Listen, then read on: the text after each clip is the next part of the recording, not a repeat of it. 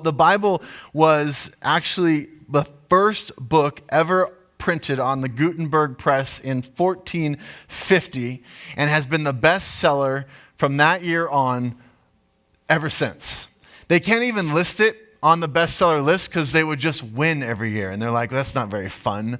And so they don't. And then historically, they continue to look in this, and it kind of sets itself up for disaster because it's listing actual places, people, rivers, empires, systems of government.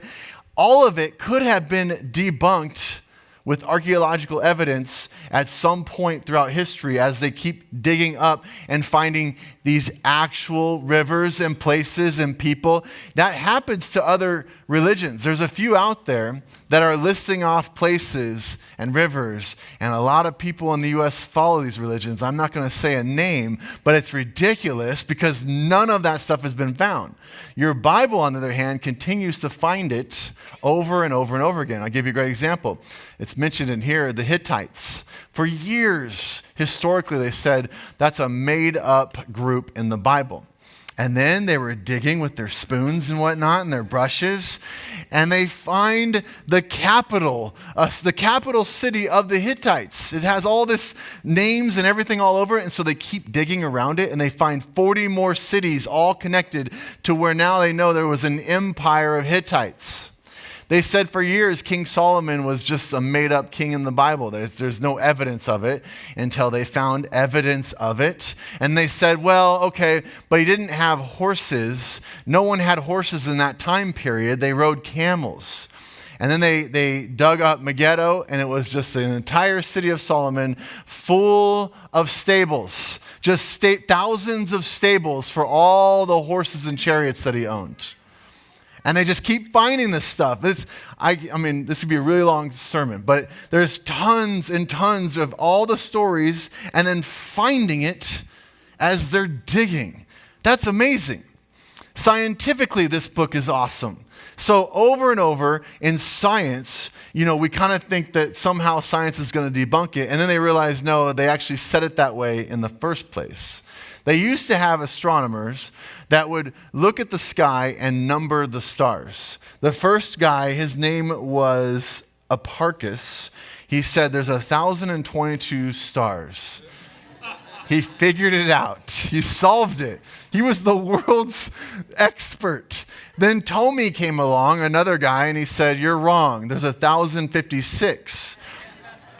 Then a German guy comes along. He's also an whatever this is. And he says, nope, you're both wrong.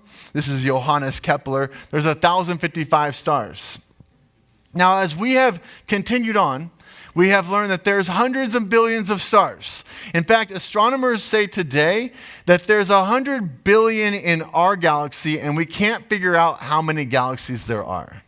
Now, do you know who said that first? God. He said it in Jeremiah 33:22, as countless as the stars in the sky. You're not going to be able to count them. Astronomers for years tried. You're not going to be able to do it. And as measureless as the sands on the seashore. The Bible set it up. It's set up for failure and yet continues to be proven right. When Galileo in the 17th century, he was the first guy to figure out that wind is on a pattern. Before that, they're like, wind just happens. Where does this wind come from?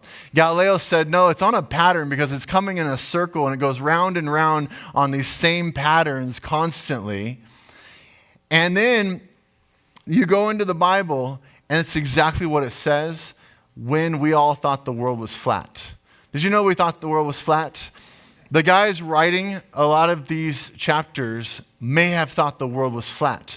And yet, somehow in the writing, God stops them from ever being able to say anything wrong. In fact, it says it like this. This is Ecclesiastes 1:6. The wind blows to the south, turns to the north, round and round it goes, ever returning on its course.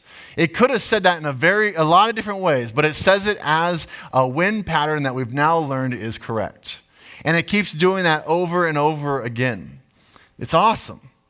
How about prophetic? All the prophetic stuff. It sets itself up for disaster so many times by saying what's going to happen in the future. It talked about when Jesus was going to be born, what was going to happen. It talked about how he's going to die. There's 300 prophecies saying what's going to happen in the future. Now, for years, historians said, well, that's because the followers went back afterwards and then they put their little things in there. And of course, now we have it because they put that in afterwards. And that all went real well until 1947. In 1947, they came across in the Qumran caves the Dead Sea Scrolls.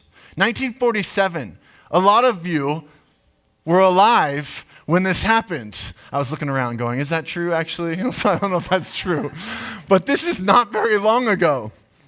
1947.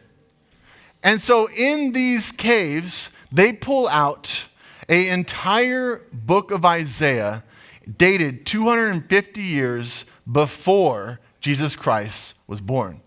250 years before. And they open it up, and it's an exact replica of what we have today. That is amazing. And I haven't heard many historians talk about it since, because it's like, okay, well, now what? Because there's 300. They say this. They say if there was... you were some amazing person, and in the future, you wanted to say 8 things that are going to happen in the future.